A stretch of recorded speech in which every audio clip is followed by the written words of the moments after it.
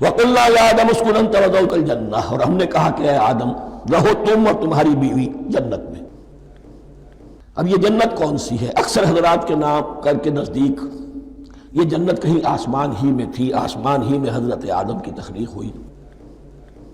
البتہ یہ سب مانتے ہیں کہ ایک وہ جنت الفردوس جو ہے جس میں جانے کے بعد پھر واپس نکلنے کا کوئی امکان نہیں، یہ وہ جنت نہیں ہے جس میں کہ آخرت میں لوگوں کو جا کر داخل ہونا ہے، اس میں داخل ہونے والے کے نکلنے کا کوئی امکان نہیں۔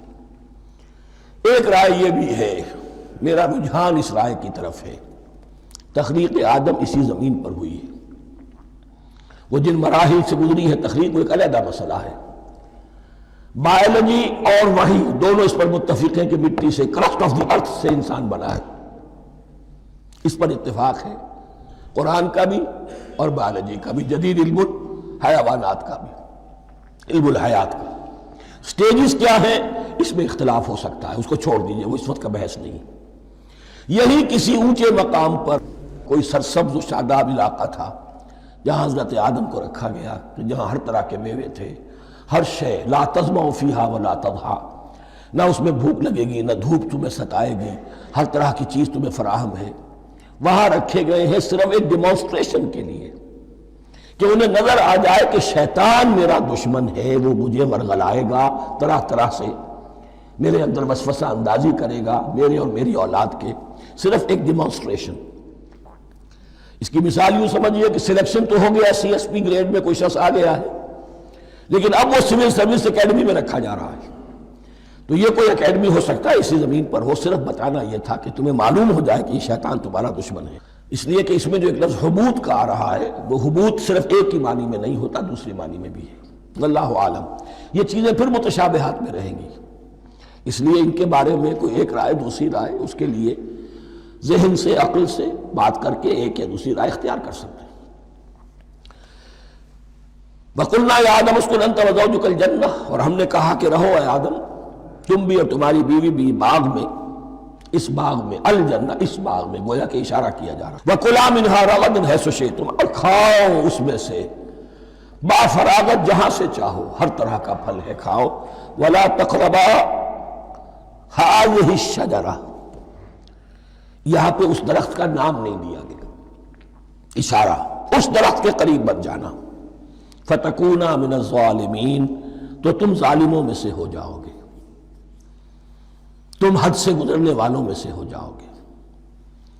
اب اس کی بھی حکمت سمجھیے کہ چونکہ ڈیمانسٹریشن کرانی ہے کہ تمہیں کسی چیز سے، ہزار چیزیں مباح ہیں دنیا میں، چند چیزیں پینے کی حرام ہیں، اب تم اگر ان ہزار مباح چیزوں کو چھوڑ کر حرام چیز کو پیتے ہو تو یہ تمہارا اختیار ہوا، جبکہ اللہ تعالیٰ نے مباحات کا دائرہ بہت وسیع رکھا ہے۔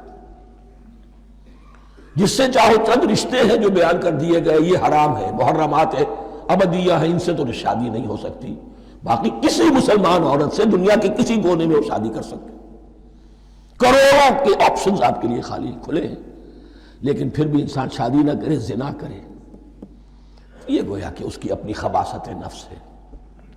ایک نہیں، دو دو، تین تین، چار چار تک شادی کرو، اجازت ہے تمہیں۔ تو اس اعتبار سے مباحات، اب یہ پورا باغ تمہارے لیے مباح ہے، بس ایک درخت ہے اس کے پاس نہ جانا، اور درخت کا نام لینے کی کوئی ضرورت نہیں، تو آزمائش تھی نا، صرف ایک آزمائش اور اس کی ڈیمانسٹریشن۔